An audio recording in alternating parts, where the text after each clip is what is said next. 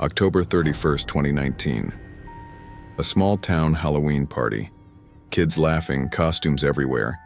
And in the center of the backyard, a massive orange pumpkin piñata, handcrafted and oddly realistic. When 10-year-old Emma finally cracked it open with a wooden bat, candy didn't fall out. Teeth did. Human teeth. Dozens of them. Some still had bits of gum tissue attached. The screaming started immediately. But here's what made it worse. When police arrived and counted them, they found exactly 32 teeth. A complete set. From one person. And carved into the inside of that pumpkin was a message written in dried blood. You took mine. I took theirs. The family who hosted the party. They'd moved into that house just 3 months earlier. The previous owner had vanished without a trace. No forwarding address. No goodbye. Just gone. What the investigators discovered next would reveal a tradition so disturbing, so deeply rooted in obsession and revenge, that it would change how that town celebrated Halloween forever. Before we continue, hit that subscribe button and drop a comment with your favorite creepy topic. I read every single one, and your suggestions shape the stories I tell next. This is the story of the pumpkin piñata, and I promise you, the truth is darker than anything you're imagining right now. The Henderson family thought they'd found paradise when they bought the house on Maple Grove Drive. 3 bedrooms, a massive backyard, and a price that seemed almost too good to be true. Jennifer Henderson, a nurse at the local hospital, fell in love with the kitchen. Her husband, Marcus, a high school history teacher, loved the garage workspace. Their daughter Emma, 10 years old with a gap-toothed smile and an obsession with all things spooky, claimed the attic bedroom the moment she saw it. They moved in late July. The neighbors were friendly enough, though a few seemed uncomfortable when asked about the previous owner. "Oh, Mr. Crowley? Yeah, he left pretty suddenly," one neighbor said, avoiding eye contact. "Family emergency or something." But when Jennifer pressed for details, the woman suddenly remembered she had something in the oven and hurried away. By October, the Hendersons had settled in completely. Jennifer suggested throwing a Halloween party for Emma and her new school friends. Marcus loved the idea. They went all out. Decorations covered every surface, a fog machine in the front yard, bowls of candy on every table. And the centerpiece, the thing Marcus was most proud of, was something he'd found in the garage while organizing his tools. A massive pumpkin piñata. It was incredibly well made, almost professional quality. The orange was the perfect shade, the stem looked real, and the weight suggested it was packed full of candy. There was a small tag attached with twine. "For the children of Maple Grove. Happy Halloween." Marcus assumed the previous owner had made it and forgotten to take it. What a lucky find. They hung it from the old oak tree in the backyard, right where the afternoon sun would hit it perfectly during the party. Emma was thrilled. She'd invited 12 kids from her 5th grade class, and they'd all arrived in costume. Zombies, witches, superheroes, a very convincing werewolf. The afternoon was perfect. Hot chocolate, caramel apples, a Halloween movie playing on the outdoor projector screen.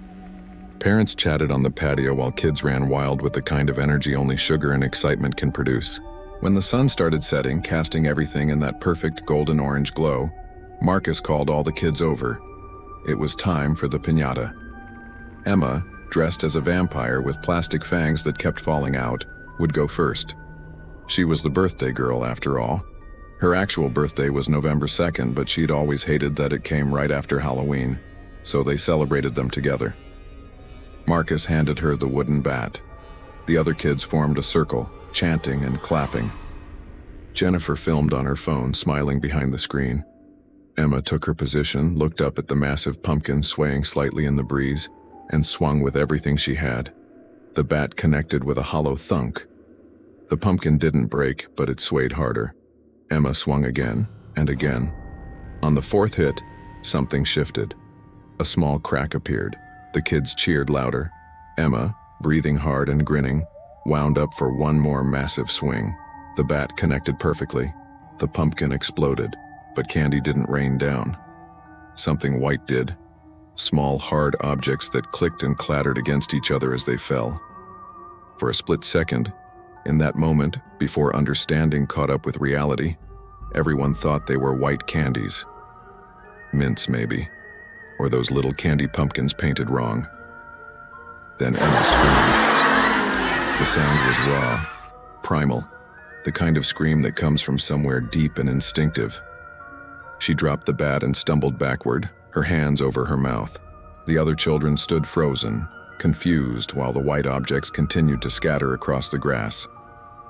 Jennifer was the first adult to move. She pushed through the circle of kids, her phone falling to the grass, forgotten. What she saw made her stomach drop. Teeth, dozens of them, molars, incisors, canines. Some still had dark red at the roots. Some had tiny bits of tissue clinging to them. "Everyone inside now!" Her nurse training kicked in, her voice steady despite the horror. "Marcus, get them inside, don't let them look." But it was too late. Several kids had already seen. The crying started, not just from Emma, but from 3 others. Parents rushed over and the confusion turned to chaos when they realized what had fallen from the piñata. One mother actually vomited into the bushes.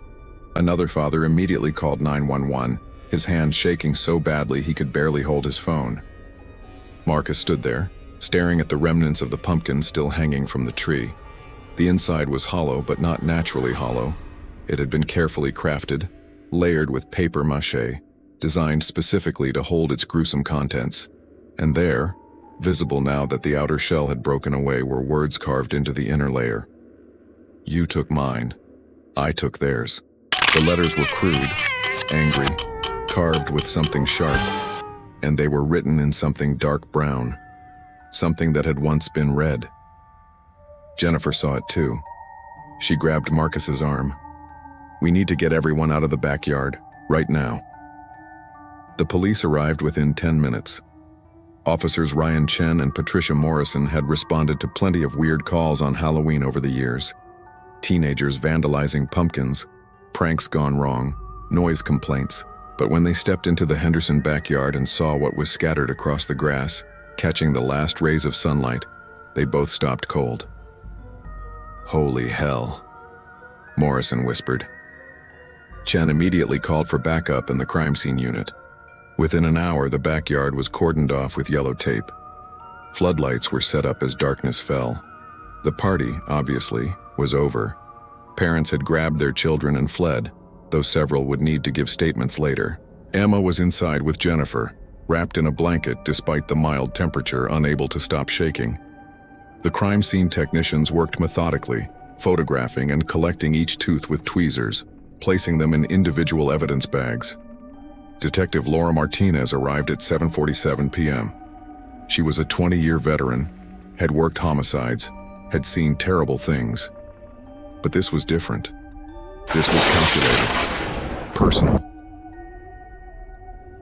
Martinez stood under the oak tree, looking up at what remained of the pumpkin. The message carved inside was clearly visible now under the floodlights. She pulled on latex gloves and carefully removed a section of the inner shell, bagging it as evidence. "How many teeth have we collected?" she asked the lead technician. 32 so far. That's a full adult set. One person's teeth. All of them. Martinez felt something cold settle in her chest.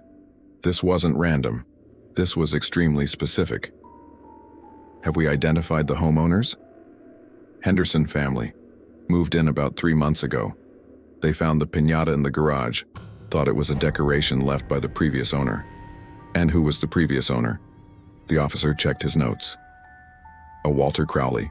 Lived here for 43 years. Never married, no kids. Neighbors say he left suddenly in early July, right before the Hendersons moved in." Martinez's instincts started screaming. Where did he go?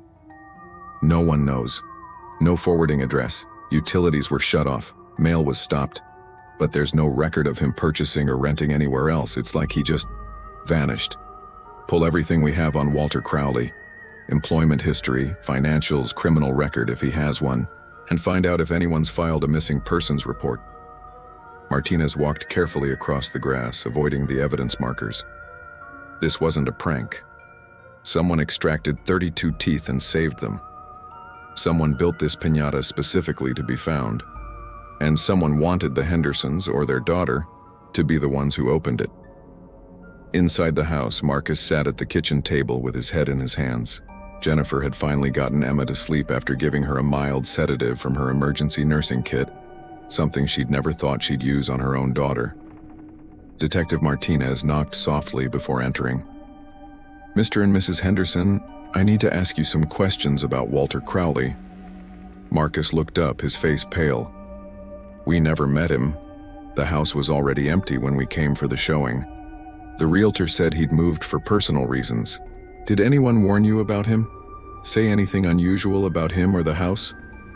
Jennifer hesitated. "A few neighbors seemed uncomfortable when we asked about him, but we thought maybe he was just antisocial or something. Old man living alone for decades. We didn't think much of it." Martinez pulled out a photograph.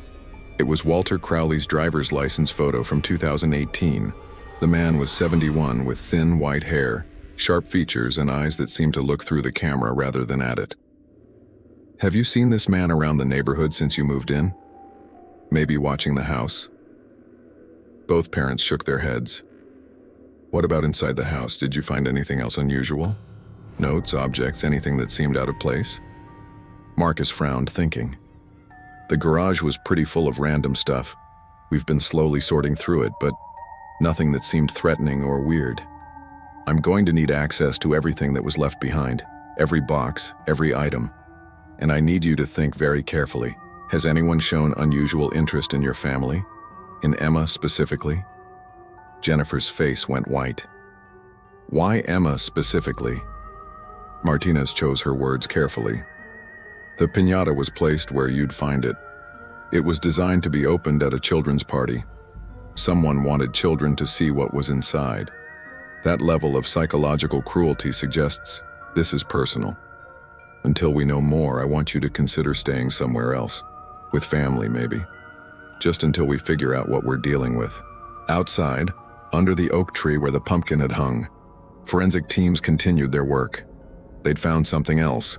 Carved into the tree trunk itself, hidden behind where the piñata had been hanging, were dozens of tally marks. 93 of them, to be exact.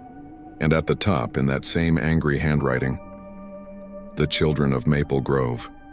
The debt grows."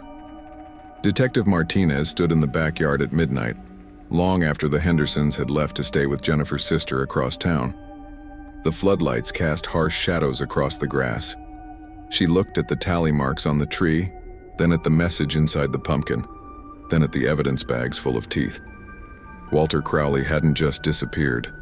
He'd left behind a message, a promise. And Martinez had a sinking feeling that the piñata was just the beginning. Detective Martinez spent the next 48 hours building a profile of Walter Crowley, and what she found was disturbing in its ordinariness. He'd worked for 37 years as a maintenance supervisor at Maple Grove Elementary School, retiring in 2015. His employment record was spotless. His tax returns were filed on time every year. He had no criminal record, not even a parking ticket. By all accounts, he was invisible, the kind of person who existed in the background of other people's lives without making an impression. But when Martinez started interviewing people who'd actually known him, the picture changed. "Walter loved Halloween," said Patricia Brennan, who'd taught third grade at Maple Grove Elementary for 29 years. She sat in her living room, hands wrapped around a coffee mug, uncomfortable with the direction of the questions. He'd decorate the entire school every October, spent his own money on it, made these incredible haunted hallways for the kids. He was really talented with crafts, papier-mâché, woodworking, all of it. "Did he interact much with the children?" Martinez asked. Patricia's expression shifted, something uncomfortable crossing her face. "He was appropriate, always. But there was this intensity about him during Halloween, like it mattered more to him than it should. He'd watch the kids trick-or-treat around the school, and sometimes I'd catch him staring with this look. Not creepy exactly. More like grief, maybe? I don't know how to explain it." Martinez's partner, Detective James Kowalski, pulled out his notebook. "Did he ever talk about his personal life? Family?" "Never. And believe me, in a school break room, everyone talks. But Walter? Nothing. I worked with him for decades and couldn't tell you a single personal fact about him." Patricia paused, then added quietly, "Except one time. October 2007. He called in sick on Halloween for the first time ever. When he came back, he looked broken, like something inside him had died. He was never quite the same after that." Martinez made a note. October 2007. What happened that year? She found the answer in archived newspaper records. October 31st, 2007. A hit-and-run accident on the highway just outside Maple Grove. The victim was a 7-year-old boy named Christopher Brennan. He'd been trick-or-treating with his family when he ran ahead, excited about the next house. He never made it. The driver was never found. The case went cold. The last name caught Martinez's attention. Brennan, the same as the retired teacher. She made another call. "Christopher was my nephew," Patricia Brennan said, her voice breaking even 12 years later. "My brother's son. We were all out together that night. One second he was there, the next." Walter took it hard. Harder than I expected, honestly. Christopher loved when Walter decorated the school. He'd always ask to help. After the accident, Walter seemed to age 10 years overnight. "Did your brother suspect Walter was involved?" "God, no. Walter was at home that night. We know because Christopher had specifically asked if Mr. Crowley would be at our neighborhood party, and we told him no. Walter did his own thing on Halloween. Stayed home, handed out candy to the neighborhood kids. That was his routine every year." Martinez hung up and stared at her notes. Walter Crowley wasn't the killer, but he'd clearly been affected by Christopher's death. So what changed? What transformed grief into whatever the pumpkin piñata represented? The breakthrough came from Walter's bank records. Starting in November 2007, right after Christopher's death, Walter had made regular cash withdrawals. $200 every month like clockwork, for 11 years. The withdrawals stopped in October 2018, 1 year before the Hendersons moved into his house. "Where was all that cash going?" Kowalski asked, spreading the bank statements across the conference room table. "That's over $26,000 in cash over 11 years, Martinez calculated. Someone was being paid, or he was paying for something he didn't want traced. The answer came from an unexpected source. A private investigator named Robert Chen contacted the police station after seeing news coverage of the piñata incident. He'd worked for Walter Crowley. "He hired me in November 2007, Chen explained, sitting across from Martinez in the interview room. Wanted me to find the hit-and-run driver who killed Christopher Brennan. He was obsessed. Gave me everything he'd collected, witness statements he'd somehow gotten copies of, traffic camera footage from nearby intersections, descriptions of vehicles in the area that night. The man had done half the investigation himself." "Did you find the driver?" Chen nodded slowly. "Took me 3 years, but yeah. Daniel Foster, 31 at the time of the accident. He'd been drinking, panicked when he hit the kid and ran. Moved 2 states away, changed jobs. Basically tried to disappear into a new life." "Why wasn't he arrested?" "I gave all the evidence to Walter. He didn't want me to go to the police. He said, and I remember this exactly, he said, the law can only punish him once. I need to make sure he suffers the way that family suffers every single day." I thought he meant a lawsuit or something.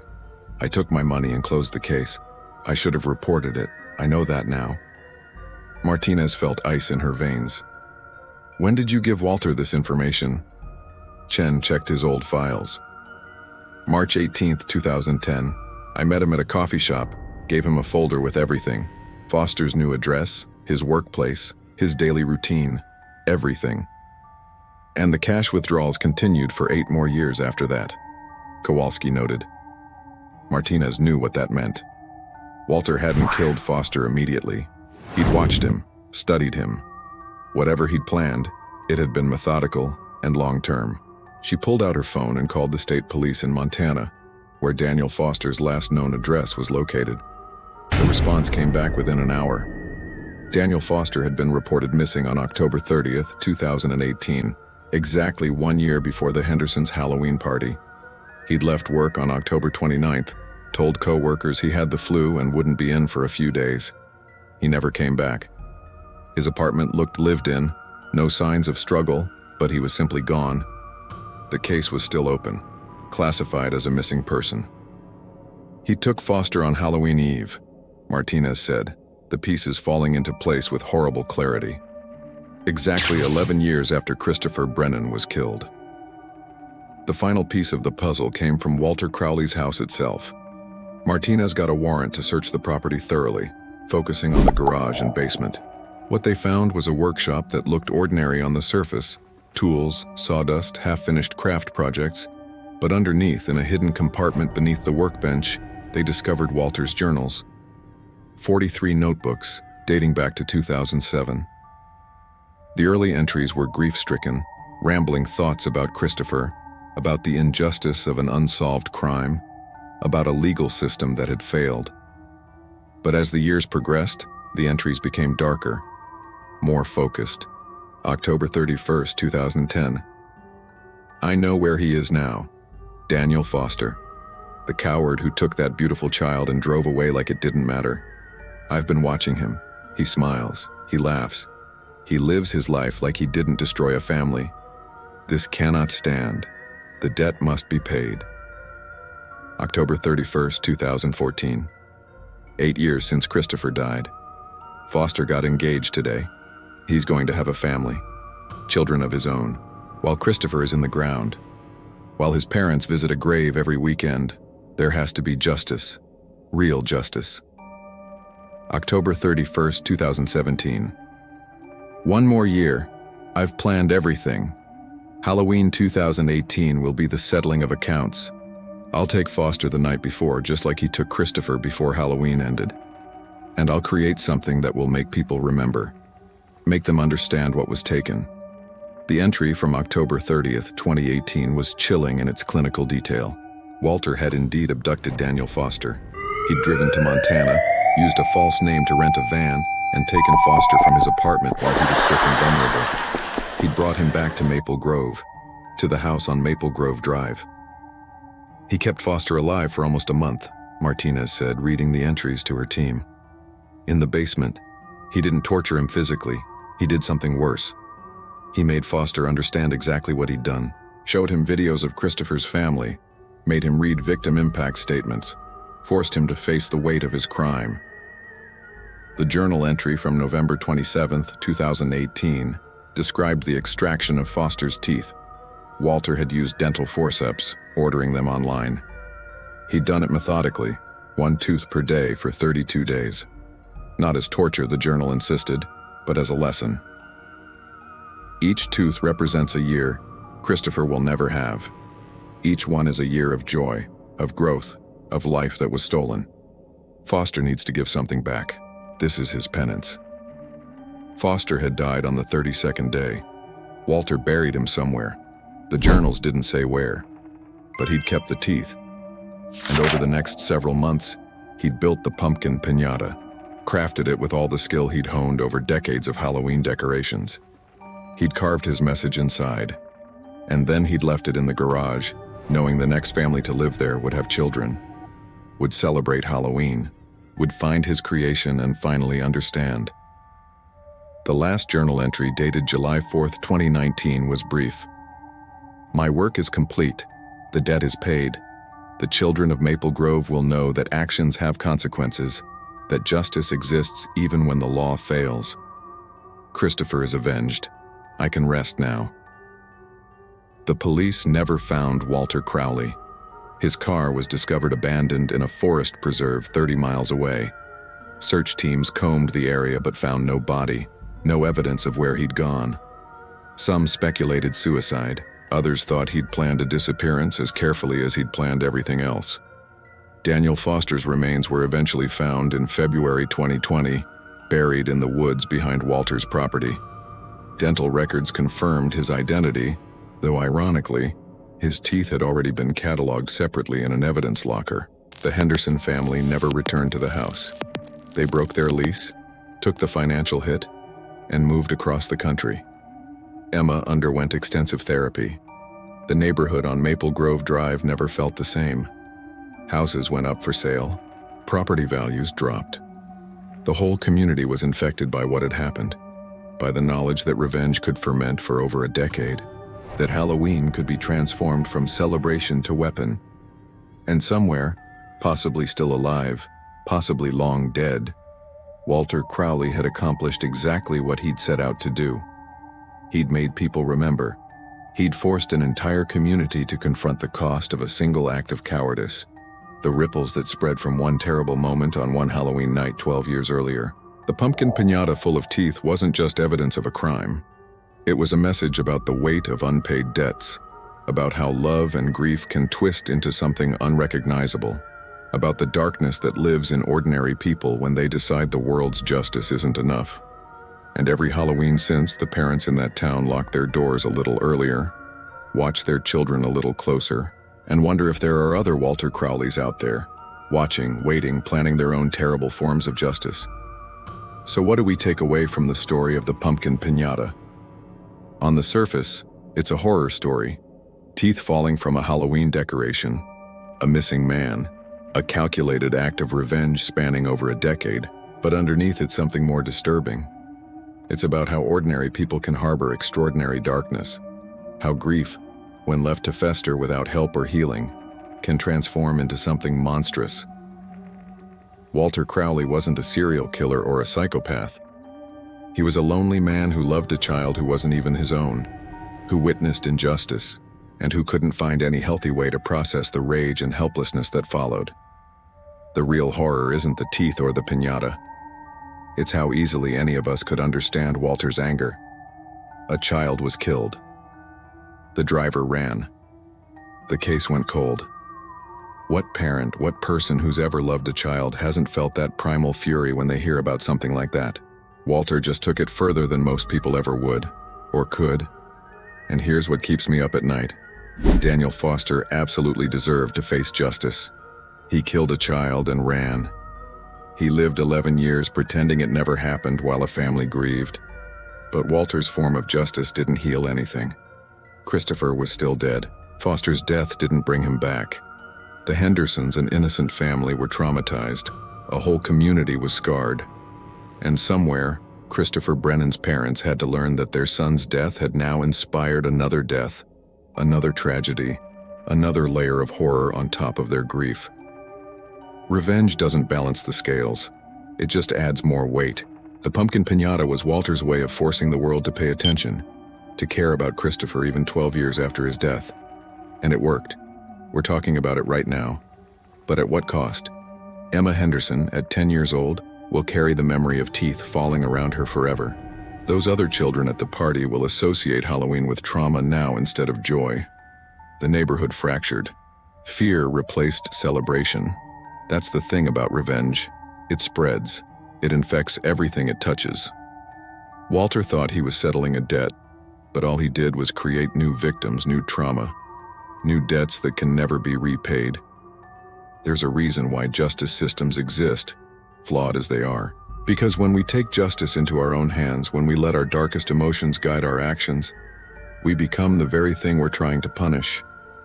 Walter became someone who could extract another person's teeth one by one, someone who could carefully plan psychological torture for children, someone who could transform a symbol of joy, Halloween, into a weapon of terror. The scariest monsters aren't the ones in costumes. They're the ones who look normal, who live next door, who help decorate schools and hand out candy, who bury their pain so deep that when it finally surfaces, it's unrecognizable as the love it once was. And if you're thinking, but I'd never do something like that, maybe you're right. Maybe you wouldn't. But Walter probably thought the same thing back in 2007, when he was just a grieving man who'd lost a child he cared about. The path from normal person to nightmare isn't always obvious. Sometimes it starts with a single moment of injustice and a decision not to let it go. So here's what I want you to think about.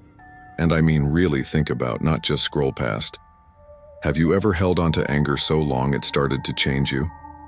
Have you ever noticed how the desire for revenge, even small revenge, can feel satisfying in your head but hollow when you imagine actually going through with it?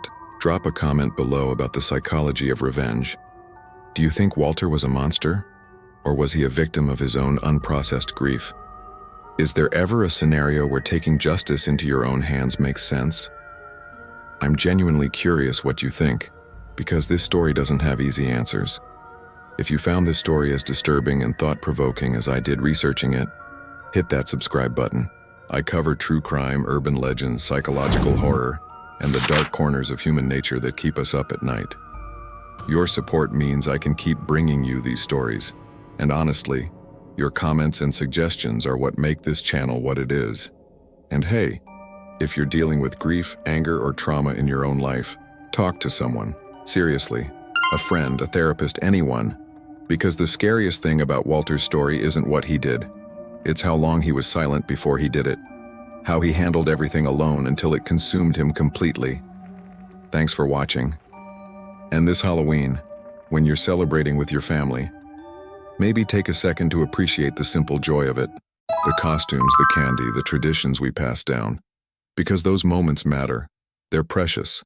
And they're exactly what people like Walter Crowley forgot existed. Stay safe out there. Make sure to subscribe and comment your favorite creepy topic below. I read every single one, and you never know which suggestion might become the next deep dive into darkness.